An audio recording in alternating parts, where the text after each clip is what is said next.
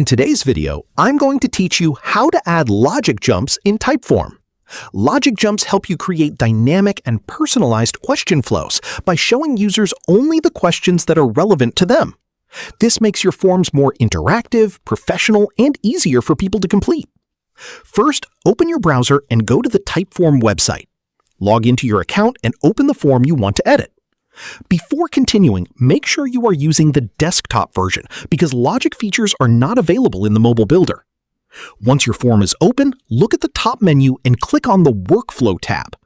Inside the Workflow section, select Branching. This is where you can create logic jumps and personalized paths for your respondents. Now choose the question you want to use for your logic condition. Next, click on Add Rule. Here, you can create a condition based on a user's answer.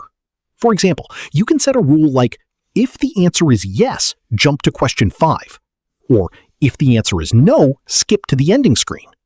This allows respondents to move through different paths depending on their answers. You can repeat this process for multiple questions to create a fully customized form experience. Typeform also allows you to add advanced actions like segmentation, lead qualification, scoring, personalized outcomes. Using logic jumps can help improve user engagement, survey completion rates, data accuracy, and customer experience. Once you finish adding your rules, preview the form to test everything and make sure the logic works correctly. And that's it. You've successfully added logic jumps in Typeform. Thanks for watching, and don't forget to subscribe for more helpful tutorials and online tool guides.